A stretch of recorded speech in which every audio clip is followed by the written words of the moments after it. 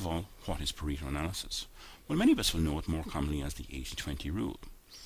It was first proposed by Vilfredo Pareto, an Italian economist in the late 1800s, early 1900s, when he observed that 80% of the land in Italy was owned by 20% of the population. And he came up with the Pareto principle because when he applied this rule to other countries, he found that the same ratio, 80-20, applied. What the Pareto principle teaches us to do is it's going to display the critical few from the trivial many causes of a problem.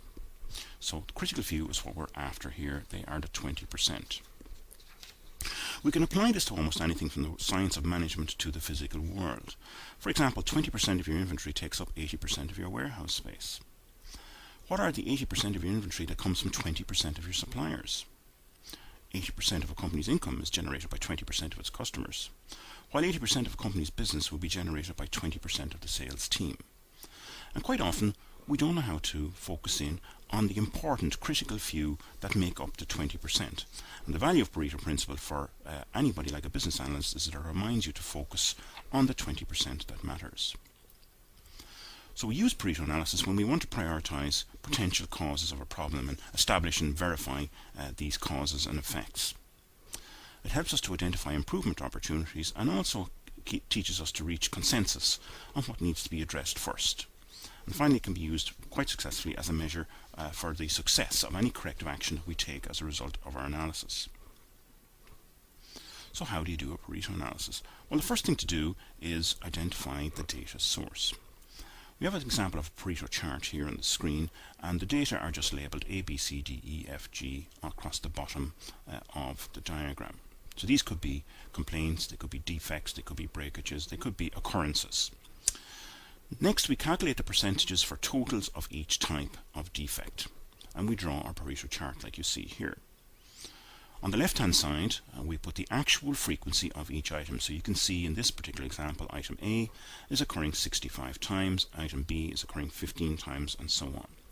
And on the right hand side then, we show the cumulative percentage frequency of each of these items, and this of course will always end up at 100%, as indeed our chart does here.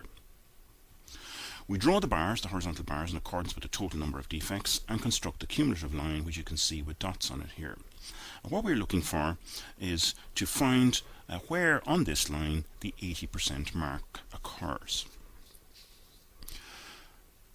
Let's take a look at a short example to help us illustrate how Pareto analysis can be used in problem solving.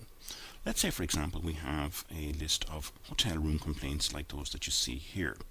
These type of data can be gathered from customer surveys or feedback forms that you will regularly find in hotels. And in this particular one here, we've got numbers of complaints for different categories like heating, reservations, decor, room service, and so on.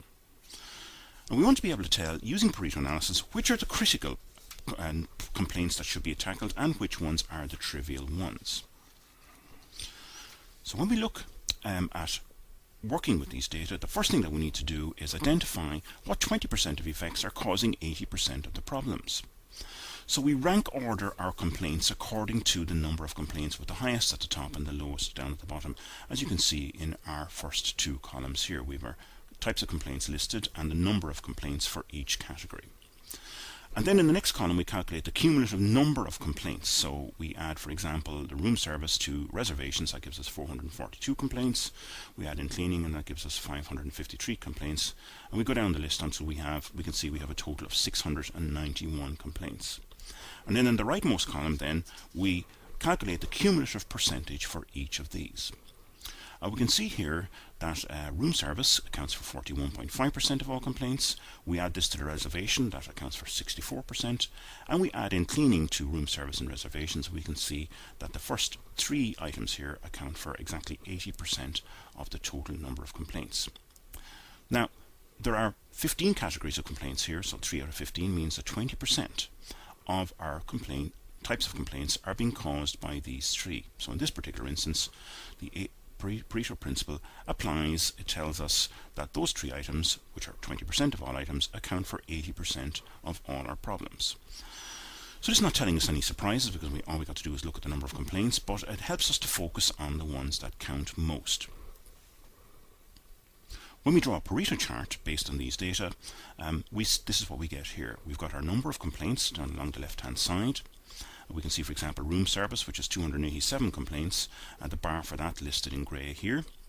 And we plot the number of complaints in each category in a descending order by frequency until we get down to the end, documentation and other. And on the right hand side axis we show the cumulative percentage for each item, and once again that will reach up to 100.